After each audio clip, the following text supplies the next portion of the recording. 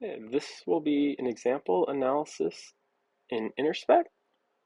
So to open a file, we just drag from our operating system and drop the spectrum file onto InterSpec. You can see this file had both a foreground and background in it, so they were displayed. In the legend here, you can see a little bit more information. Notably, the background is being scaled by about a factor of 2. This is because by default, InterSpec will lifetime normalize the spectra, so the background spectrum was about twice as long as the foreground.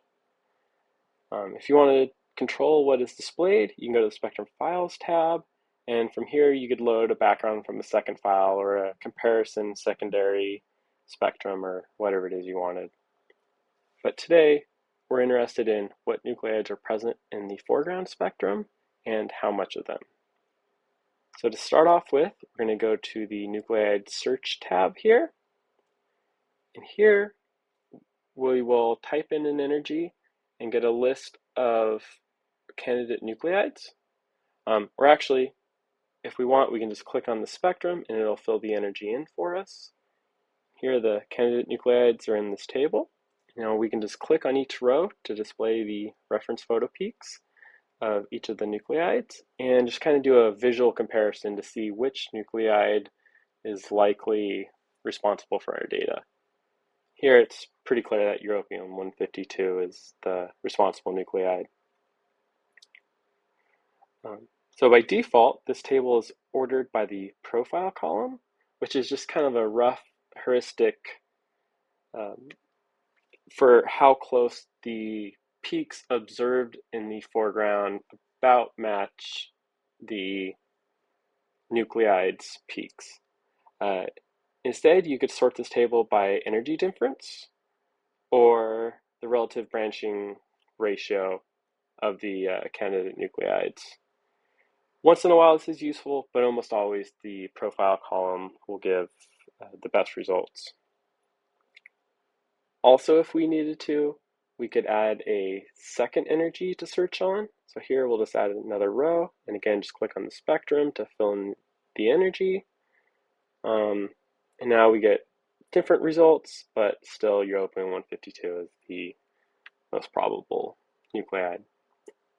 So from here, we'll go to the Reference Photo Peak tab, and there are a few things here. So one thing to note is that europium-154 and europium-155 are often found with europium-152, so we'll want to come back and check to make sure that those aren't also present. We can also click this More Info button to get a little bit more info about the europium. We can see its decay chain, get information on each of the progeny nucleides. And europium-152 doesn't have any interesting notes, but for a lot of nucleides, we'll just put in iodine-131.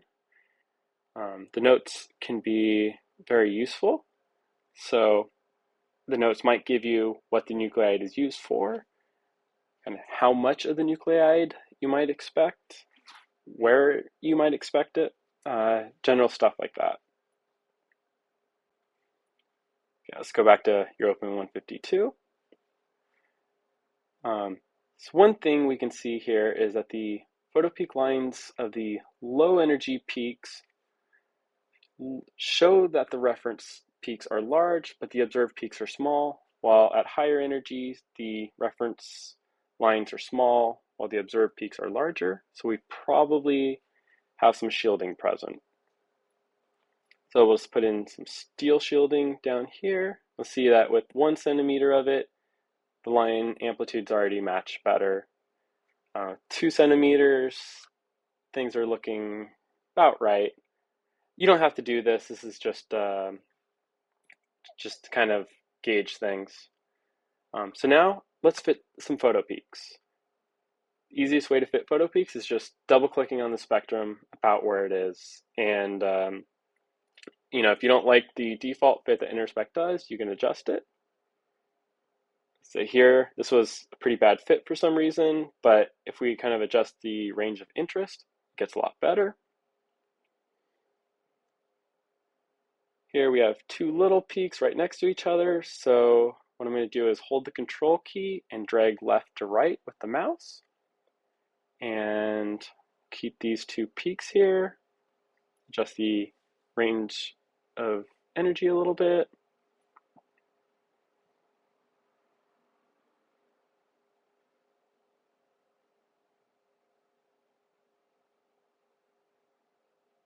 All right.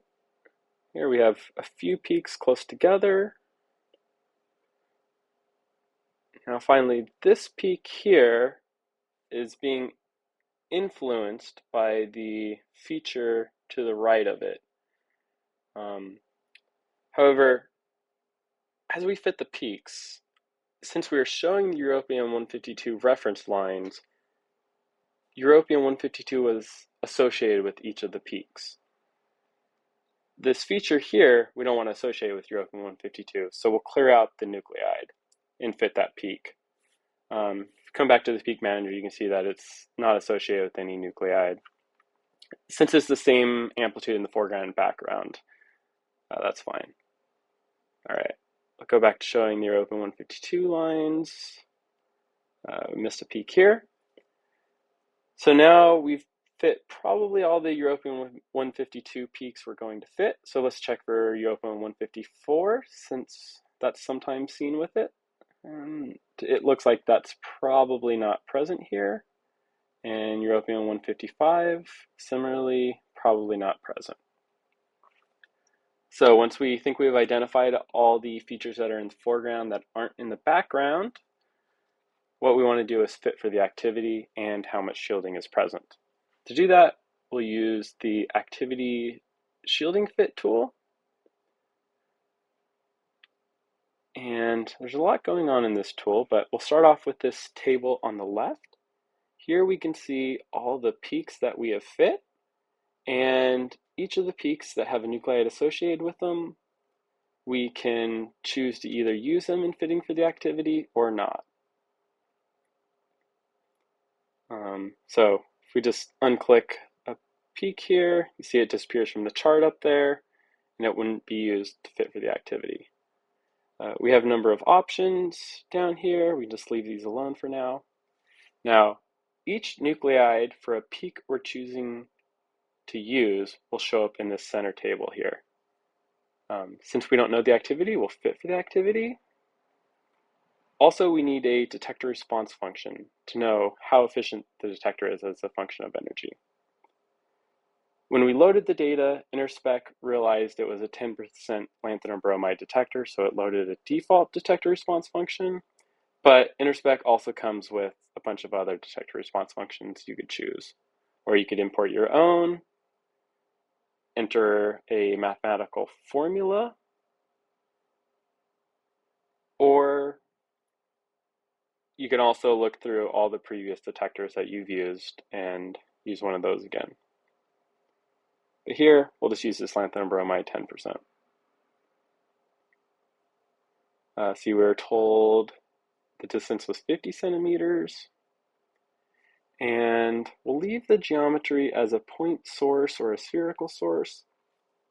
If we thought it was an extended source, we could make this into a sphere or a cylinder or a rectangle to help compensate for the extended source.